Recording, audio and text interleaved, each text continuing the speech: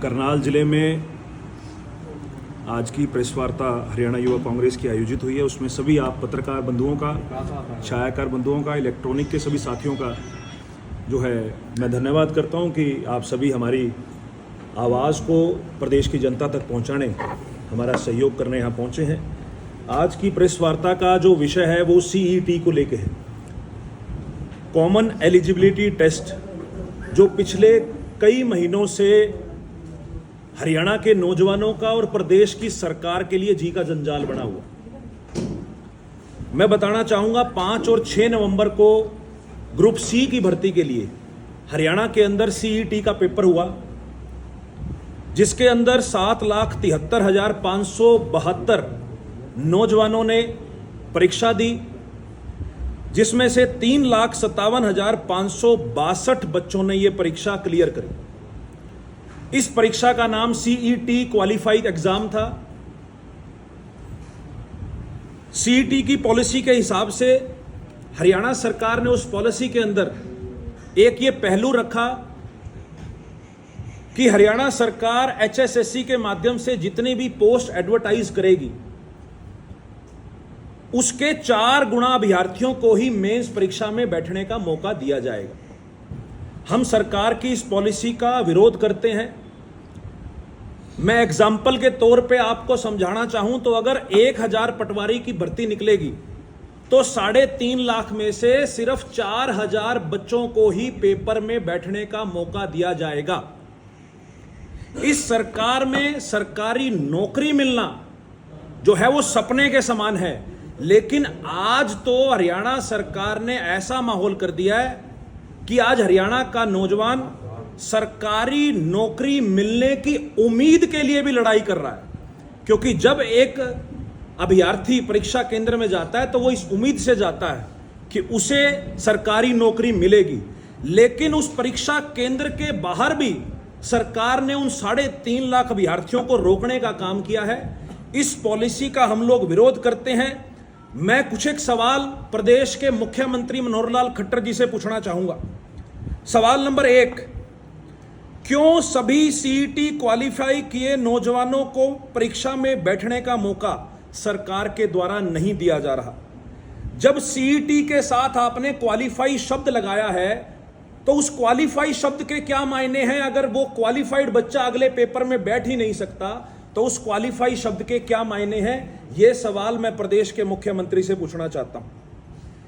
मनोहर लाल खट्टर जी ये बताएं कि ये 4 गुना का फॉर्मूला, जो 4 गुना अभ्यर्थी वो परीक्षा में बैठने के लिए उन्होंने अप्लाई किया है, ये 4 गुना का जो फॉर्मूला है वो किस आधार पर निर्धारित किया गया? ये सवाल हम प्रदेश के मुख्यमंत्री जी से पूछना चाहते हैं। और इसमें एक हैरानजनक बात और है। अभी हाल ही में HSSC ने एक नोटिफिकेशन जारी किया जिसमें यह कहा कि 20 जून को उन बच्चों के एडमिट कार्ड आएंगे जो इस पॉलिसी के तहत एलिजिबल है। 20 तारीख को उनके एडमिट कार्ड आएंगे और 24 तारीख को उनकी परीक्षा का शेड्यूल जारी कर दिया गया।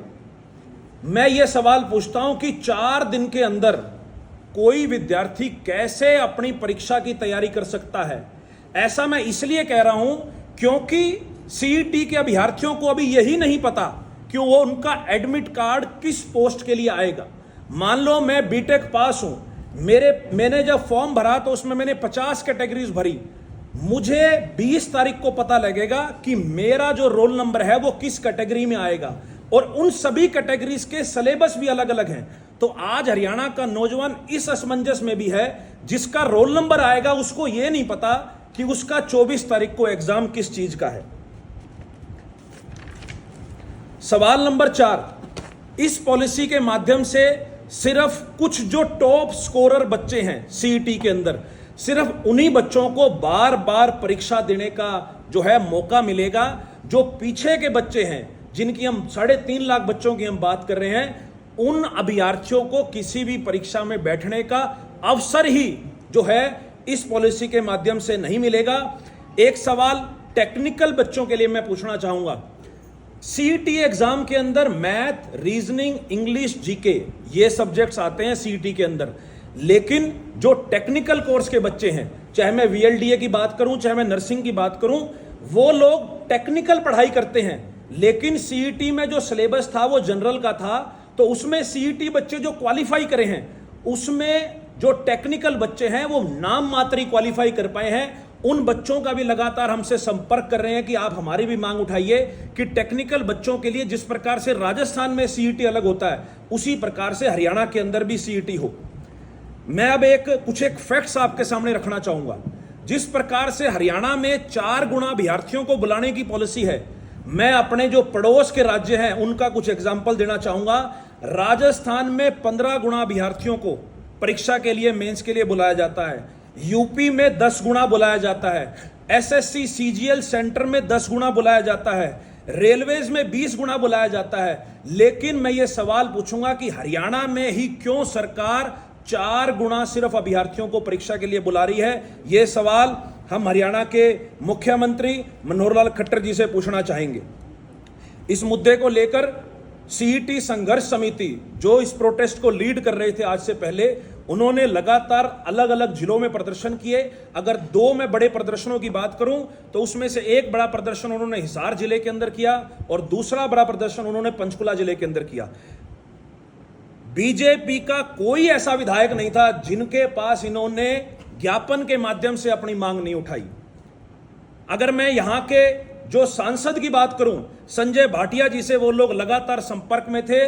उन्होंने कहा कि मैं मुख्यमंत्री से बात करूंगा और आपके मामले को सुलझाने की कोशिश करूंगा, लेकिन उनकी तरफ से भी कोई संतोषजनक जवाब नहीं आया।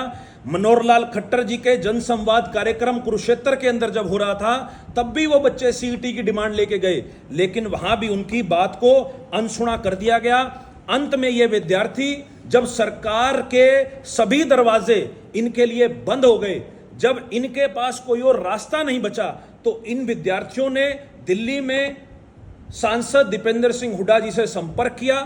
उन्होंने कहा कि आप हमारी आवाज उठाइए क्योंकि सरकार ने हमारे लिए सभी दरवाजे बंद कर दिए हैं। दीपेंद्र सिंह हुड्डा जी ने हरियाणा युवा कांग्रेस की जिम्मेवारी लगाई कि हरियाणा युवा कांग्रेस इसको मजबूती से उठाए, और उनके साथ हमने चंडीगढ़ में परसों प्रेस कॉन्फ्रेंस करी और इस प्रेस कॉन्फ्रेंस के माध्यम से हमने हरियाणा सरकार को यह चेताया कि हरियाणा सरकार 16 तारीख तक, 4 दिन का हमने समय दिया था मनोहर लाल खट्टर जी को, कि 4 दिन में प्रदेश के मुख्यमंत्री इसके ऊपर कोई कठोर फैसला लें, इस पॉलिसी में बदलाव करें, ताकि जो लाखों विद्यार्थी परीक्षा देने के लिए ही एलिजिबल नहीं हो पाएंगे, उनकी हम मांग रखते हैं। अगर 4 दिन में मनोहर लाल खट्टर जी ने इस पे फैसला नहीं लिया तो 16 जून को करनाल के अंदर पूरे प्रदेश के सीईटी क्वालिफाई नौजवान चौधरी दीपेंद्र सिंह हुड्डा जी की अगुवाई में और सीईटी संघर्ष समिति की अगुवाई में हम लोग करनाल में मुख्यमंत्री मनोहर लाल खट्टर के आवास का घेराव करेंगे। और हम ये उनसे मांग करते हैं कि जिस प्रकार से बाकी प्रदेशों में जो सहूलियत विद्यार्थियों को दी जाती है, जो क्राइटेरिया बाकी प्रदेशों में है, वैसा ही क्राइटेरिया हरियाणा में बनाया जाए, ताकि विद्यार्थियों को कम से कम परीक्षा देने का काम जो है हरियाणा सरकार करवाए। 16 तारीख को पूरे प्रदेश से सीईटी क्वालिफाई 3,57,000 विद्यार्थी हैं। तो मैं उम्मीद करूंगा कि हजारों की संख्या में यहां नौजवान साथी पहुंचेंगे। कई प्राइवेट इंस्टीट्यूट्स जो इनकी कोचिंग देते हैं वो भी इनके समर्थन में है, वो भी हमारे साथ आएंगे और इस प्रदर्शन की अगुवाई चौधरी दीपेंद्र सिंह हुड्डा राज्यसभा सांसद करेंगे। लोकल लीडरशिप सारी पहुंचेगी, लेकिन हम ये बिल्कुल, क्योंकि ये मुद्दा सीईटी क्वालिफाइड स्टूडेंट्स का है, कोई कांग्रेस का मुद्दा नहीं है, तो बिल्कुल ये खुला मंच है। जो सोशल एक्टिविस्ट है इस मुद्दे को लेकर, जो लगातार युवाओं की आवाज उठा रहे हैं, हम उनसे भी